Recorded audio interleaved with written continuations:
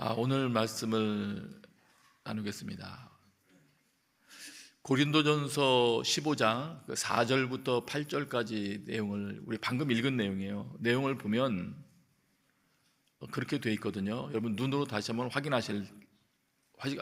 보시겠습니까? 제가 한번 다시 한번 훑어볼게요. 이렇게 되어 있거든요. 장사 되셨다가 성경 말씀대로 3일째 되던 날 다시 살리셨다. 부활 얘기를 하신 후에 5절에 보면 게바에게 나타나셨다. 또 12제자에게 나타나셨다. 6절에 보면 500명이 넘는 형제들에게 동시에 나타나셨다. 7절에 보면 야고보에게 나타나셨다. 그 다음 모든 사도들에게 나타나셨다. 그리고 마지막에 바울에게도 자기에게도 나타났다. 사도 바울에게 나타난 것은 승천하신 뒤죠. 훨씬 뒤의 일이죠. 그래서 부활하셔서 승천하기 전까지 많은 이들에게 주님께서 나타나셨거든요. 이 사건을 왜 기록했을까요? 왜 나타내 보셨을까요? 부활하신 후에 바로 승천하지 않으시고 바로 하늘로 올라가지 않으시고 자신이 살아났음을 보여준 이유가 어디 있을까요? 그냥 올라가시면 안 되나요? 분명히 이 4절부터 8절까지 내용을 보면 많은 이들에게 나타내신 것으로 봐서 부활이 확실하다는 것을 주님께서 증거해 주신 셈인데, 증거할 수 있도록 이들이 나가서 예수님 부활하셨다 확실히 말할 수 있도록 뭔가 그 사건을 허락하여 주신 것인데, 경험을 허락하여 주신 것인데 왜 그 부활을 경험하여 증거하게 하셨을까 살펴볼 필요가 있습니다. 그래서 15장 1절부터 다시 한번 훑어보려고 합니다. 15장 1절입니다. 이건 같이 한번 읽을까요? 15장 1절 시작. 형제들이여, 이제 내가 여러분에게 전한 복음을 되새겨 드리려고 합니다. 됐어요. 복음을 되새겨 드리려고 한대요. 복음을 다시 기억하게 하려고 한다. 왜 다시 기억하게 하려고 하느냐? 2절이에요. 2절 시작.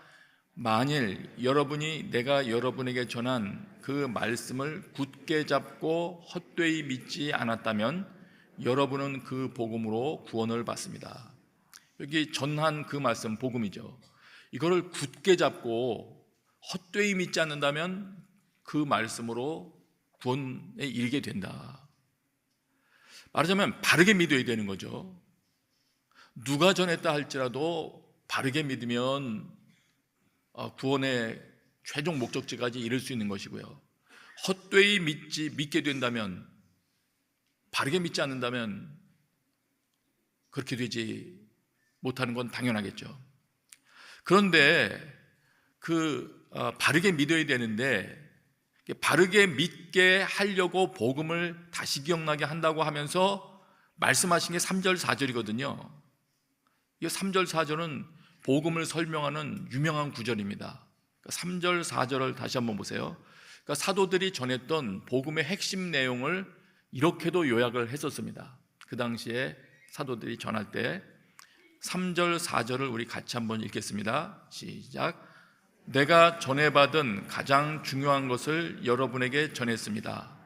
그것은 그리스도께서 성경의 말씀대로 우리 죄를 위해 죽으시고 장사되셨다가 성경의 말씀대로 3일째 되던 날 다시 살리심을 받아. 됐어요. 그 다음에 이제 나타나시고 계속 나오죠. 그러니까 지금 가장 중요한 거를 여러분에게 전했다고 하면서 전한 내용에 보면 예수님께서 성경의 말씀대로 우리 죄를 위해서 죽으셨다는 거, 예수님이 십자가에 죽으셨다는 사실과 그리고 성경의 말씀대로 다시 사셨다, 이 두 가지를 다 말씀하신 거예요. 그러니까 두 가지 중에 어느 한 가지도 없으면 안 되는 겁니다. 그러므로 우리가 믿어야 될 내용 중에는, 우리가 잘 알고 믿어야 될 내용 중에는 예수님의 십자가 사건도 있어야 되는 것이고 예수님께서 부활하셨다는 사건도 있어야 되는 것이에요. 내 믿음을 구성하고 있는 요소가 그 두 가지 사건이 돼야 되는 거예요. 근데 이런 걸 말하지 않아요. 누누이 말씀드리지만 예수님께서 나를 위해서 십자가에서 죽으셨어. 이 지식이 내 머리에 담기는 것으로 그냥 끝. 그래가지고야 믿음이 살아나올 수가 없습니다. 예수님은 사흘 만에 죽은 자 가운데서 부활하셨어. 끝. 그것으로 내 믿음이 살아날 수가 없어요.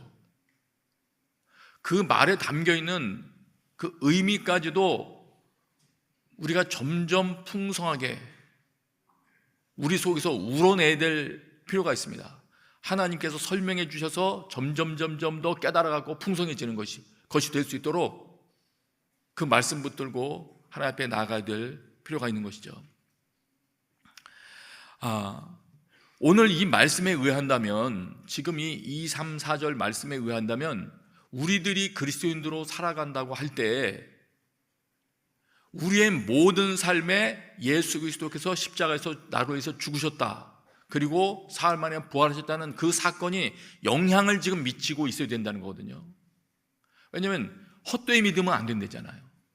믿음이라는 건 현재 진행형이거든요. 과거에 한번 믿었다는 것으로 끝나는 게 아니고요, 우리가 하나님 뵐 때까지 신실함을 계속 유지해 나가는 것이니까, 내가 예수 그리스도께서 우리를 위해서 죽으셨다는 사실과 부활하셨다는 사실이 오늘 내 신앙생활에도 영향을 미치고 있어야 되는 게 맞는 거예요. 선택사항이 아니고요, 필수사항입니다, 이거는. 그래서 지금 다시 쓰는 거잖아요. 다시 기억나게 한다. 신앙의 핵심 사항을 다시 기억나게 한다.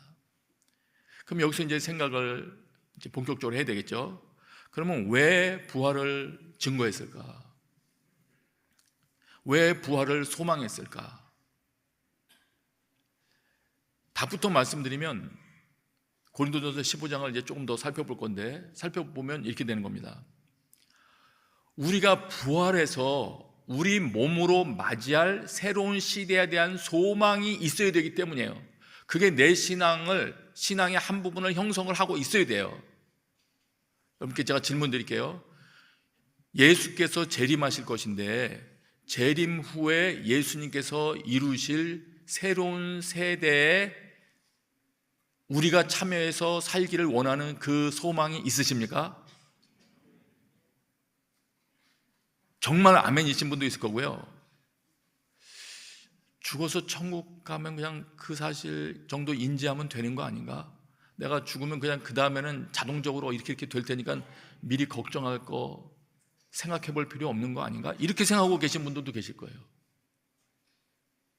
그런데 성경에서 가르쳐 주시는 바는 주님께서 앞으로 주실 것에 대한 지금 현재 가지고 있는 소망도 중요하다는 거예요. 왜냐하면 그거를 갈망하는 마음이 있어야 오늘 어떻게 살 것인지에 영향을 주기 때문이에요.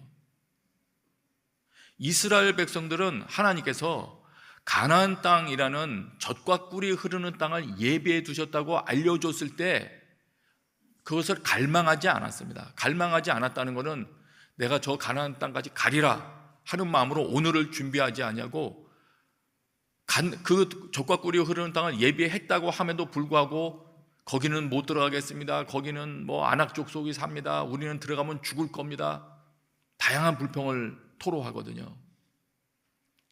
주님께서 예비해 주셨다는 것이 감사하거나 기쁘거나 알아보고 싶지도 않은 거예요. 그냥 부정적인 이야기만 듣는 겁니다. 저도 이 말씀을 생각할 때 그 말씀이 많이 기억이 났어요. 그런 상황이, 나는 정말 재림 이후에 주님께서 펼쳐가실 새로운 세계에 동참하기를 원하는 갈망이 있나? 그리고 죽은 후에 주님께서 이루실 세대, 그 세계에서 살아갈 때에는 성경이 가르치는 바는 소위 말해서 우리의 영만 둥둥 떠다니면서 뭐 한다고 말씀하지 않습니다. 부활한 몸을 가지고 새로운 세계에 사는 거예요. 부활한 몸으로. 몸이 중요한 것입니다.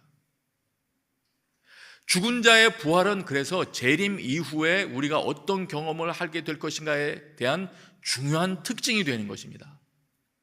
여러분, 오늘 우리가 주님께서 마련하실 재림 이후의 새로운 세계에 대한 새로운 갈망이 자리 잡게 되시기를 바랍니다. 네. 깨닫게 해주십시오. 주님 앞에 기도하면서. 오늘 주님께서 이후의 것을 맛보기로 보여주시는 다양한 기적과 부활을 볼 때마다도, 그런 간증들을 들 때마다 야, 놀랍다, 과연 하나님이 살아계시는구나, 그냥 그 정도 선에서만 그치는 것이 아니고 재림으로 이루어질 나라, 주님께서 우리를 다시 부활시키셔서 누리게 하실 그 새로운 환경, 얼마나 놀라운 삶이 될 것인가. 소망으로 가득 차게 되시길 바랍니다. 15장 12절을 한번 보세요. 고린도서 15장 12절을 보시면 그러나 이런 사람들이 있다고 얘기를 하셨어요. 같이 읽어요. 시작. 그리스도가 죽은 사람들 가운데서 살아나셨다고 전파되고 있는데 왜 여러분 가운데 어떤 이들은 죽은 사람의 부활이 없다고 합니까? 못 믿는 사람들이 있었던 것이죠. 당시로 말하면 흔히 여러분이 이미 들어서 하셨을 사두개인들, 영지주의자들, 믿지 않았어요. 이들은. 혹은 부활하신 것은 믿으나 죽은 자들이 몸으로 다시 살 것을 믿지 않는 것, 이것도 좀 이상한 겁니다. 여러분, 우리가 죽은 후에는, 죽은 직후를 말하는 게 아니에요. 주님이 재림하신 이후에는 다른 몸을 가지고 우리가 살아납니다. 우리는 이후에 몸을 가지고 생활할 거예요. 여러분 표정을 보니까 상당히 기이하다 하는 생각을 하시는 분들도 계시는 것 같아요. 제가 말하는 게 아니고요, 성경에서 가르쳐 주는 거예요. 그리고 만일 부활이 없다면, 그런 부활이 없다면, 고린도서 계속 이렇게 말하잖아요. 17절이에요. 만일 그리스도께서 살리심을 받지 못했다면, 예수 그리스도께서 몸으로 다시 살아나셨다는 것은 우리도 부활 때 어떻게 살아날 거라는 걸 알려주시는 건데요, 첫 열매로서 보여주시는 거거든요. 이렇게 몸을 입고 살아난다, 다시.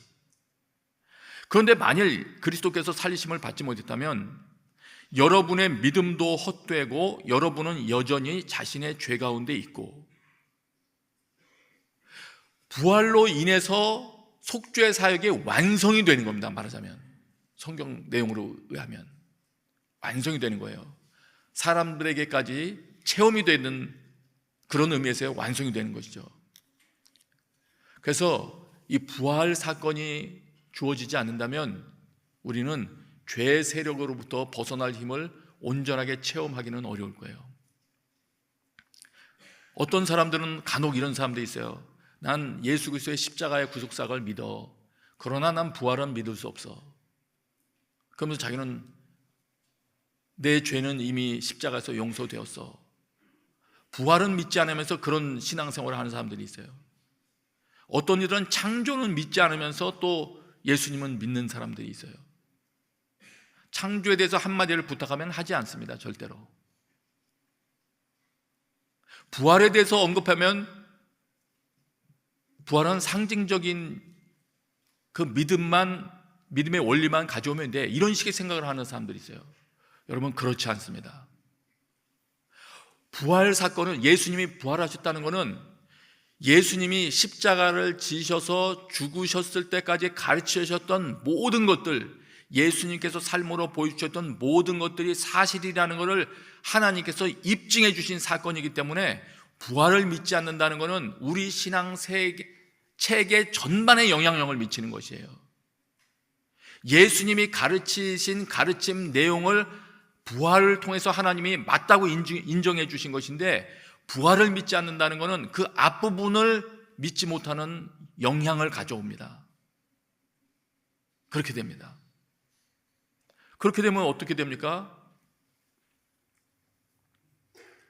내가 믿고 있는 구원 그 논리, 구원 체계에 허점이 많을 수 있다는 것을 생각하게 해주는 거예요.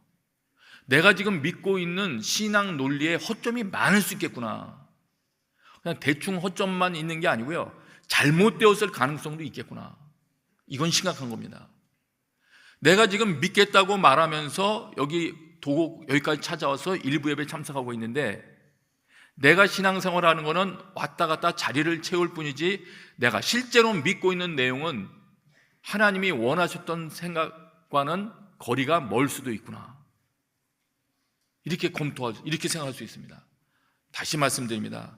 예수 그리스도께서 우리를 위해서 십자가에서 죽으셨다는 사실과 다시 성경 말씀대로 다시 부활하셨다, 그것도 몸으로 부활하셨다는 사건은 우리의 신앙생활의 전 영역에 영향을 끼치고 있어야 됩니다. 네. 여러분의 믿음의 영역에 예수님의 십자가 사건과 부활 사건이 강력하게 자리 잡고 있게 되시기를 축복합니다.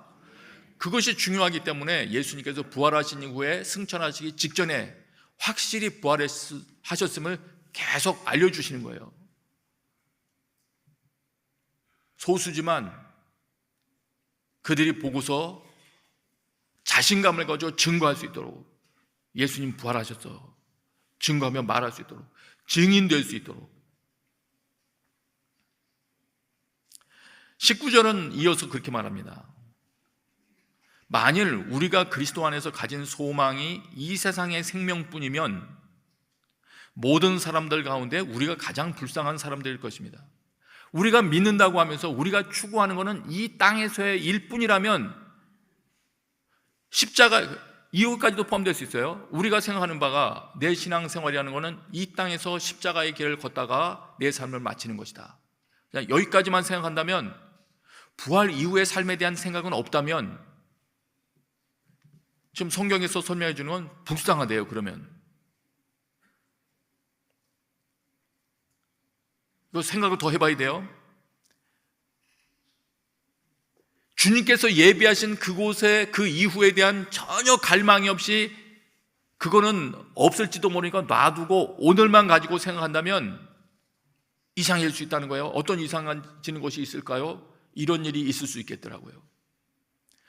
당연히 이 세상이 내 삶에 경험하게 해주는 어떤 한계, 제한된 기간이라고만 생각한다면 이 땅에서의 그래도 성공을 더 우선시하려고 하겠죠. 믿는 사람이라 할지라도 신앙의 측면에 있어서도 이 땅에서 뭔가 승부를 걸어보려고 하겠죠.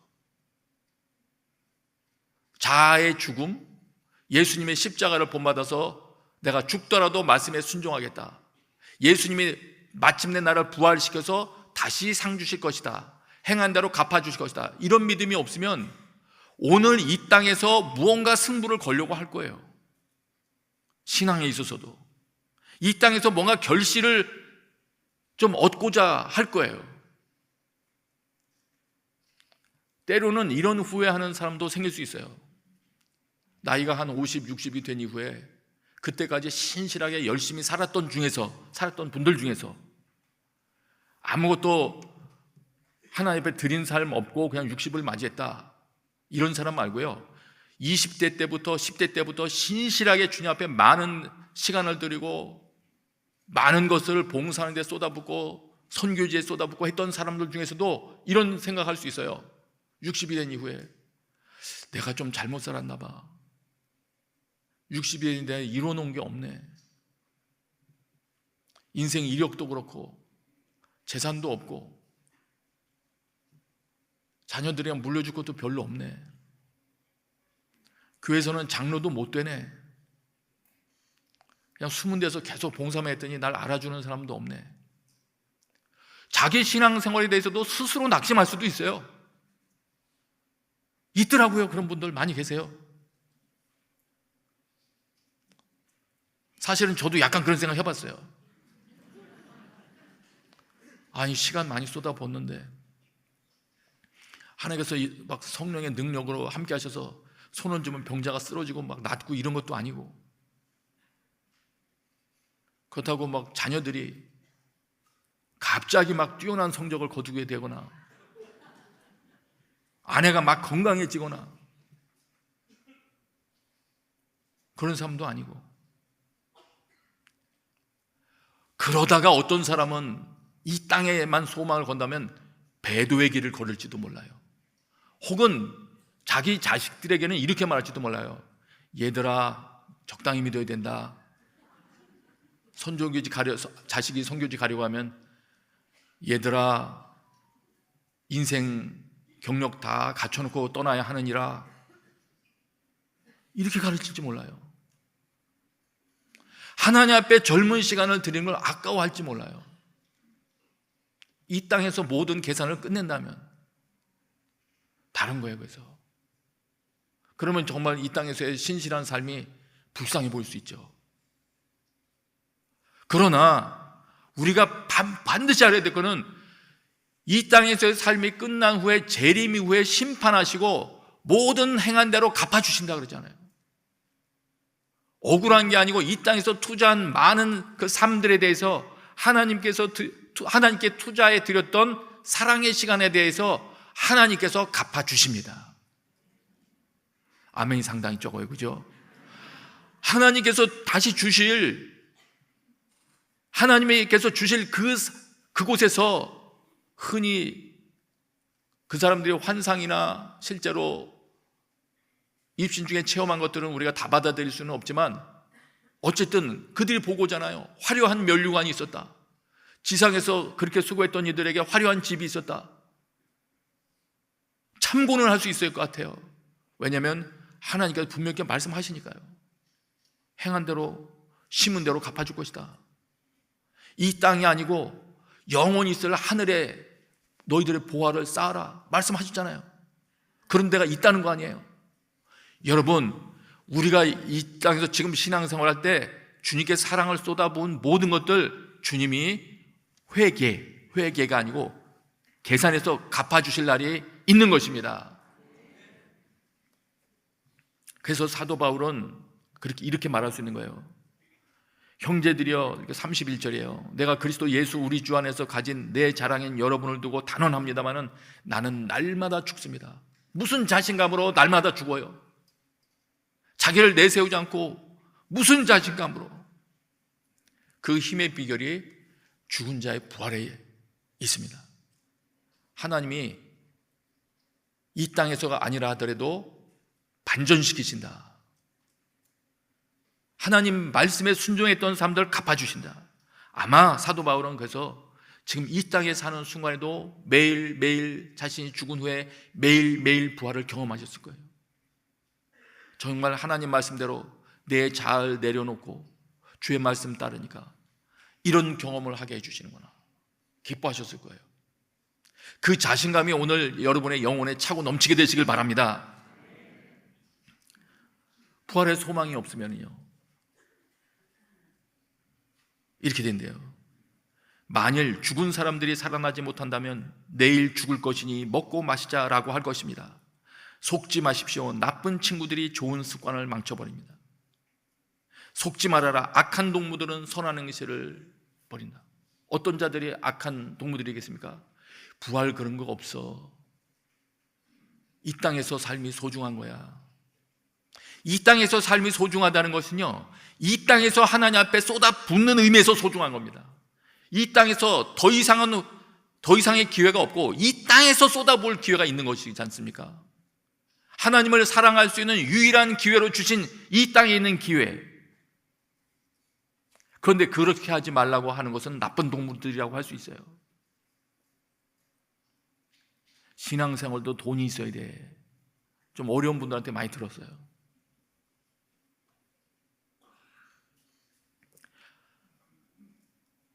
몇 가지 고려할 점이 있는 것이죠. 부활을 주시는 이유. 왜 부활을 주실까? 지금 이런 이유 외에도 또 생각해 볼 부분이 있는 것이죠. 왜 부활을 주실까?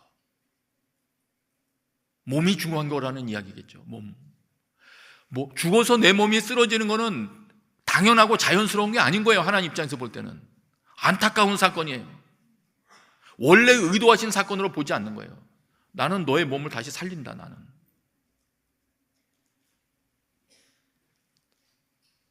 부활시키면서까지 몸을 주시는 이유는 몸이 그만큼 산다는 것에서 소중한 것이기 때문인 것입니다. 그래서 이후의 세계에서는, 재림 이후의 세계에서는 우리에게 가장 걸맞는 몸을 주실 것입니다. 지금 나 이 불편한 몸을 가지고 있는데 이 몸으로 다시 살아서 더 살으라고? 그게 아니에요. 이 작은 키로 더 살으라고? 이 헤어스타일로 더 살아가라고? 그걸 말하는 게 아니에요. 하나님께서 새로운 세상에 적합한 영광스러운 새 몸을 주십니다. 여러분의 남편이 지금 몸이 불편하더라도 주님께 쏟아부은 분이라면 멋있는 남성으로 부활하실 거예요. 지금 점수 많이 받아놓으세요. 아내도 마찬가지입니다. 키 작은 아내가 이만큼 커 있을지 몰라요. 그래서 이 땅에 있을 때도 말씀하시잖아요. 몸은 음행을 위해 있는 것이 아니라 주를 섬기라고 있는 것이다. 여러분 자신을 하나님께 드리며 여러분의 지체를 의의 무기로 드려라. 몸은 하나님을 기쁘시게 할 때 쓰이는 소중한 것입니다. 우리의 몸 함부로 하면 안 됩니다. 그래서 이 땅에서 내 몸을 어떻게 사용했느냐에 따라서 부활 여부 차이를 가져오지 않습니까? 다시 확인드립니다. 자연의 몸으로 묻히지만 영적인 몸으로 살아납니다. 자연의 몸이 있다면 영적인 몸도 있습니다. 성경의 가르침이에요. 제 상상력이 아니에요. 우리는 자연의 몸을 가지고 이 땅에 태어났다가 은혜로 예수 그리스도의 십자가와 부활이 있다는 것을 소식을 들었습니다. 주님 그렇다면 난 주님의 말씀대로 살아가겠습니다. 여러분이 이 땅 가운데서 삶을 끝난 후에 주님께서 여러분에게 성령께서 관여하시고 다스리실 수 있는, 죄가 관여하지 못하는, 질병이 침투할 수 없는 영적인 몸을 주시는 것입니다. 그 몸을 입고 생활할 수 있는 그 자리에 여러분 참여할 수 있게 되시길 바랍니다. 사망 현상은 당연한 게 아니었구나. 나에게 주시는 온전한 생명 현상으로 살아갈 수 있는 기회를 주시는 것에 감사하십시다. 그러면 이런 부활의 몸도 있고 부활의 능력이 있다면, 오늘 이 땅에서도 그 부활의 능력을 우리가 기억하며 살아간다면 우리가 어떤 담대함으로 살아갈 수 있으며 어디에다가 그 힘을 투자할 수 있을까요? 나는 날마다 죽노라 하면서 부활의 능력을 어디에 쏟아부으면서 살면 제일 좋을까요? 많은 부분이겠지만 초점 하나만 얘기한다면 이런 것 같아요. 성경에서 처음부터 말씀하시는 거 있죠. 너는 내 온 마음을 다하고 영혼을 다하고 힘을 다해서 내 하나님 여호와를 사랑하라. 달리 번역하면 이거군요. 우리는 하나님 사랑해야 되는데 마음을 다하고 목숨을 다하고 힘을 다하여 주 사랑하라. 하나님, 내가 주님 사랑하고 싶은데 주님 사랑하다가 내가 죽으면 어떻게 해요? 나 죽으면 안 되겠으니까 여기까지만 사랑할래요. 이게 아닌 거예요. 우리가 부활의 능력과 부활을 믿게 된다면 목숨을 다해서 사랑해도 되는 거예요. 하나님께서 부활의 능력으로 함께 하실 것이며, 혹은 이 땅에서 실제로 사랑하다가 목숨이 다했다 할지라도 이후에 그 삶을 소중히 여겨 주실 것입니다. 그래서 순교자를 특별 대우해 주시는 것입니다. 여러분, 부활의 능력이 있음을 여러분 기억하시고, 부활해서 새로운 몸을 주신 것을 여러분 기억하시고, 담대한 마음으로 모든 힘을 다하여 주님 사랑하게 하여 주옵소서. 그것이 여러분의 기도가 되시길 바랍니다. 믿음이 없는 상태는, 부활에 대한 믿음이 없는 상태는 그래서 어리석은 상태인 것입니다. 오늘 우리의 믿음이 확실한 부활의 믿음이 되기를 주님께서 원하시기 때문에 부활하신 이후에 승천하기까지 이 부분도 계속 가르쳐 주신 것이에요. 나타내서 보여주신 것이에요. 오늘 그 장면을 여러분 다시 묵상하면서 부활에 대한 믿음이 여러분의 믿음의 한 영역을 견고하게 채울 수 있게 되기를 축복합니다. 이 시간에 우리 같이 한번 기도하겠습니다. 기도할 때 그렇게 기도합시다. 하나님, 제가 부활의 능력이 있음을 믿고 담대함으로 이것저것 계산하지 아니하고 하나님 더 사랑하는 그런 믿음 생활을 할 수 있는 은혜를 주옵소서. 이 시간에 같이 한번 기도하겠습니다. 여러분의 입술로 기도하십시오. 아버지 하나님, 감사합니다. 오늘 저희들에게 부활의 믿음을 새롭게 하셔서 우리의 믿음이 참으로 온전해지게 하여 주옵소서. 주님, 온전한 믿음 허락하여 주옵소서. 우리에게 주신 모든 능력, 주님 사랑하는 데 쏟아부을 수 있도록 그런 기회도 아울러 허락하여 주옵소서. 주님, 감사합니다. 아버지 하나님, 감사합니다. 오늘 이곳에 참여한 모든 이들을 축복합니다. 우리가 연약합니다. 부족합니다. 가르쳐 주시고 진리 가운데로 인도하여 주옵시고, 그리고 부활의 능력으로 살아가게 하여 주옵소서. 예수님의 이름으로 기도합니다. 아멘.